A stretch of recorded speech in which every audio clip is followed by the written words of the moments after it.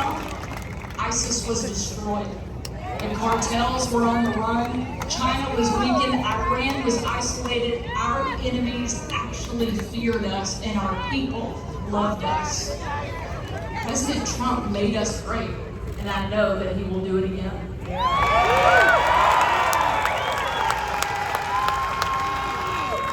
That's because he's not afraid to be an outsider, a change agent, a disruptor. He put America first, the first president in a long time, to do exactly what he said he was going to do. He's the complete and total opposite of Joe Biden, a corrupt Washington insider.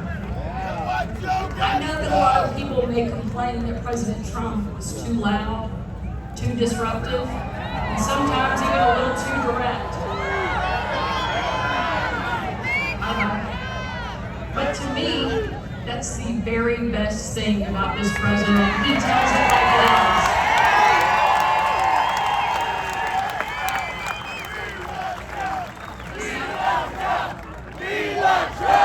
We love Trump! We love Trump! We love Trump! We love Trump! We love Trump! We love Trump! We love Trump! We love Trump! President Trump's not afraid to make waves and get the job done, even if it's politically incorrect. And you know what? I take a lot of mean tweets right now, especially since I'm no longer the White House press secretary. Over inflation, open borders, and World War III. When I worked under President Trump in the White House, I saw firsthand a side to him that a lot of people didn't. A great boss, a mentor, and an outstanding father. When I was press secretary, I had to endure some of the most nasty, malicious attacks from the left and the media. They attacked my appearance, my character, even my fitness as a mother.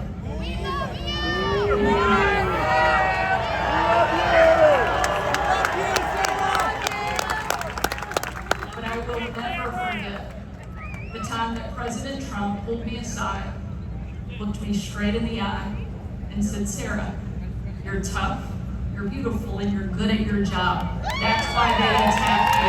Yes!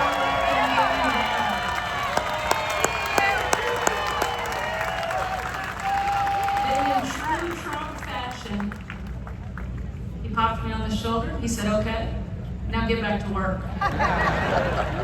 It was exactly what I needed to hear. Again and again and again. As a working mom, as a woman, President Trump not only empowered me, he defended me when I needed it most. That's the man I know, and that's exactly the kind of leader we need back in the White House.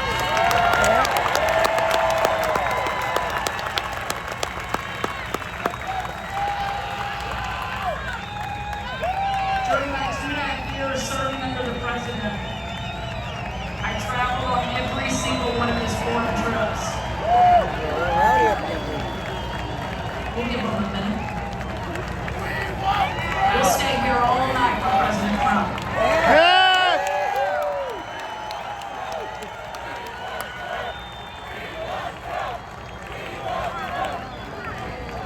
The most unforgettable trip we ever took was December 25th, 2018. It was Christmas Day. My husband Brian and I had just cleaned up wrapping paper that was shoved in literally every corner of our house.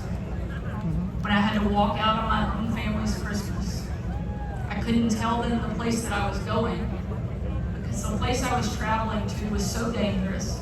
They didn't want anybody in the world to know that the president would be on the ground even for a few hours. Yet we have men and women living, serving, sacrificing every single day in that exact location.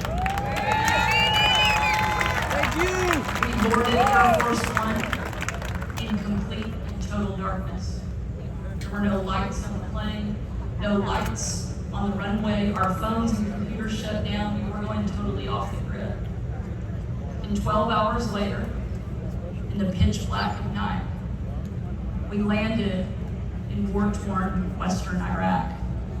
Again, no lights on the plane, no lights on the runway. The only light you could see was coming from about a mile away. A reason there was light in that one location is because there were hundreds of troops packed into a dining hall, gathered thinking they were having dinner with senior military leadership from around the region. They had absolutely no idea that the president and first lady were about to walk into that room. And when they did, it was a sight and a sound and a scene that I hope I never forget. That room absolutely erupted. Woo!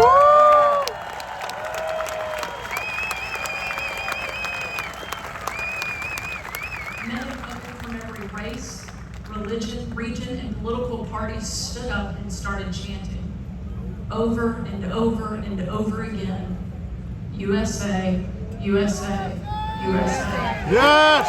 USA! USA! USA! USA!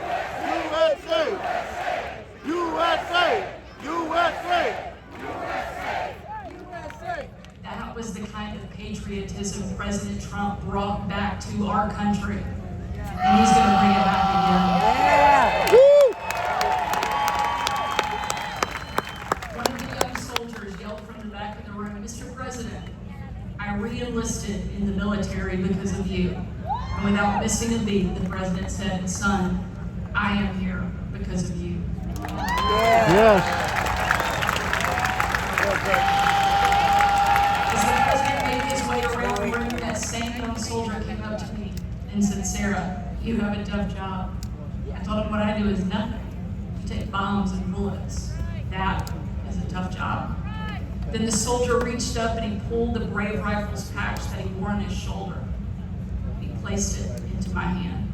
He said, "Sarah, we are in this together."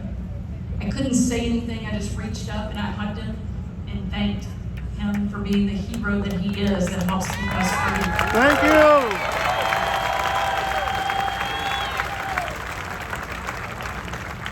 As we sit here tonight, I'm thinking of people like that young soldier.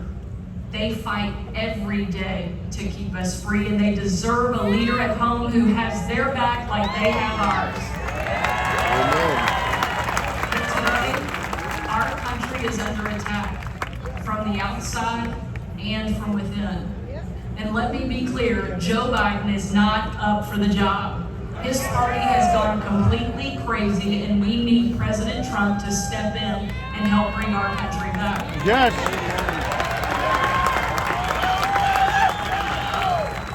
We need him to finish what he started 8 years ago. We need him to make America great again.